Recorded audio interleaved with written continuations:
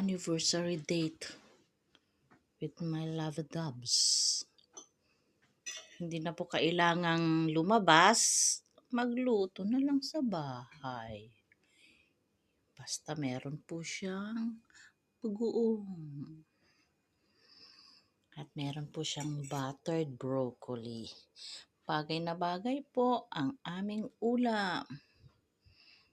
Mabubusog na naman po si Habi.